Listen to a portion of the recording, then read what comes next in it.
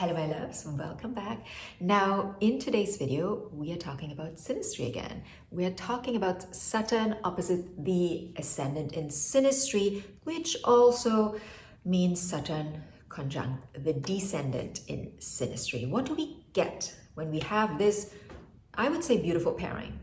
Well, we get a karmic, a serious, and also a binding connection. Now the Saturn person comes in with structure, stability, and long-term focus. There is this natural understanding of, well, we are in a relationship. Very quickly, this, even though we're talking about Saturn, but Saturn on the Descendant says, this is my person, I want this person, and we're gonna make this work.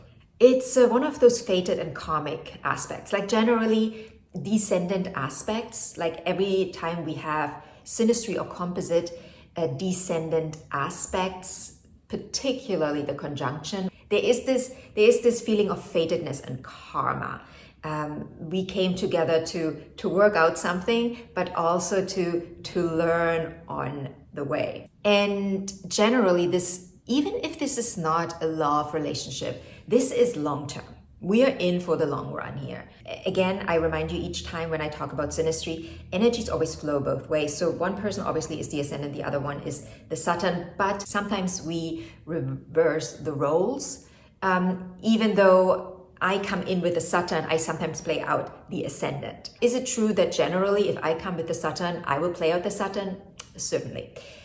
So the Saturn person in this pairing often acts as a bit of a mentor, but also as a protector, or even as a bit of a restrictive force. That's where we tend to often get into a little bit of trouble here as soon as the restrictions come in, because that Saturn energy will set rules and expectations. At first, the Ascendant person might play their part, but there will come a point when the Ascendant person feels like they can't be themselves anymore. But that's where the growth starts, right? That's where we start digging deep. That's where we start doing our inner work. Why do I feel restricted? Why am I allowing that? What does it remind me on? What do I have to learn? What also does the other person have to learn here? Because as soon as the Ascendant person feels criticized, controlled, or restricted, the Ascendant person is like, wait a minute, is this still me? Am I still me in the relationship? Do I still feel free to be me? Who is me? That question will come up at some point, always in this pairing. Who is me? Who am I?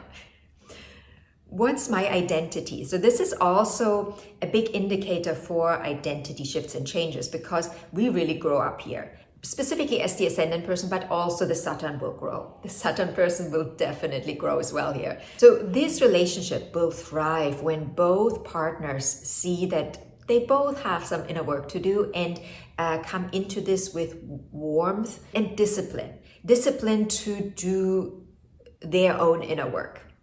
And look at where can they learn from this. If we have too much restriction here, this relationship will turn into resentment. One, probably both partners will resent the other, because Saturn is like, why are you not listening? Why are you not, like, what's wrong with you? And the Ascendant person is like, why are you restricting me? But if we come in with an understanding of balanced discipline and emotional warmth, we can really work well together in this pairing, and we can make it last for the ages. But again, we also have to do the inner work. I mean, that's really what relationships are about at the end, right? Like doing our inner work, because we see ourselves clearer in the heart of the other. We always see ourselves clear in the heart of the other, because they are holding up a mirror that we don't really have. So that's why relationships are such a chance to evolve and grow in life. You know, you can say, oh, I'm just going to stay single. I have enough of this, whatever relationships are. But I'm telling you, the growth is always in the relationship. Doesn't mean that you're not growing when you're single at all, but because of the triggers, the triggering, like at some point somewhere, the other will always trigger you in some shape or form. And that's where your growth is happening. That's where you have that chance to grow into a fuller human. And I'm not saying you're not full and beautiful and lovely already, but we came here to grow.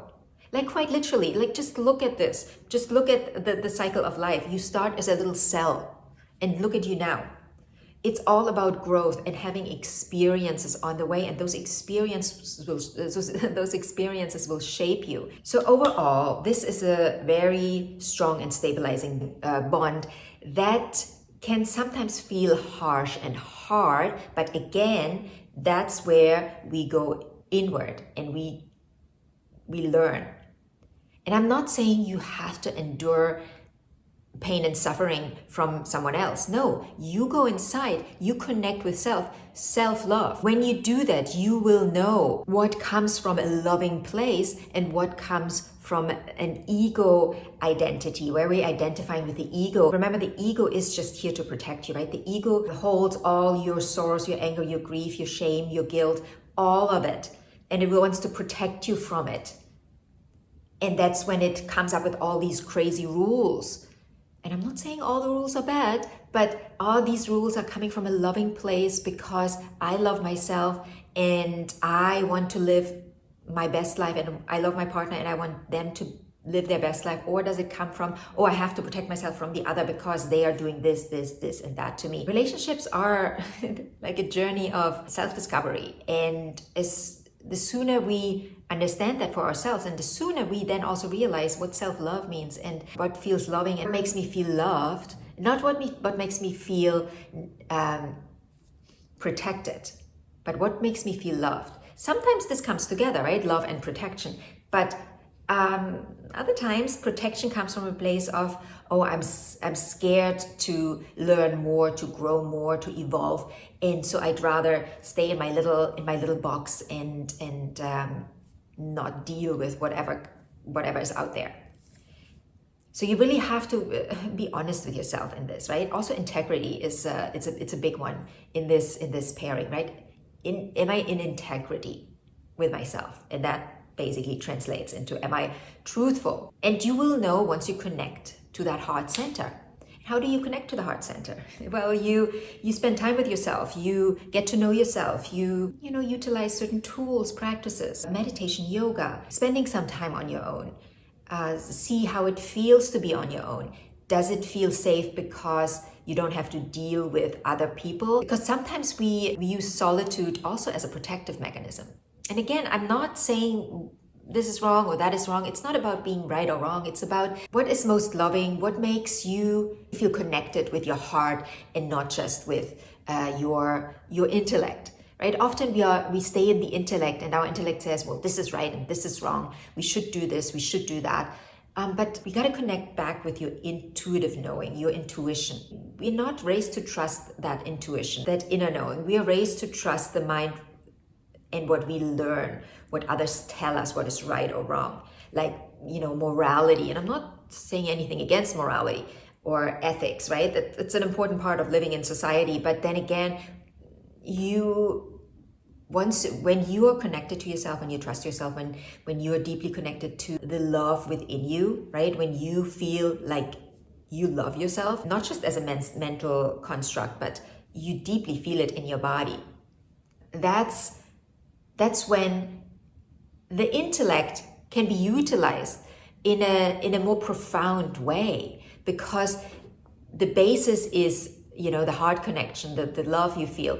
And from that place, you're utilizing your intellectual capacities in a different way, right? That body-mind connection that we're always talking about, specifically in yoga, that connection is really the foundation. Once you are able to connect these two, your decisions will not come from an overthinking or like writing down the rights and the wrongs or the good and the bad, but it will come from that loving place where you love yourself and you know what is loving to you and for you. You don't have to think about it. You also don't have to think about, am I scared about this? Am I not scared about this? Like if things come from a loving place, you can still feel fear because that is human. But when you know that things are right for you. You work through the fear. So if you have any questions about this, certainly a beautiful aspect, also a very foundational aspect that adds to a strong foundation, ask in the comment section. If you want a personal reading, you can click on the link in the description box. Anything else, I'm here for you, and I will talk to you in the next video.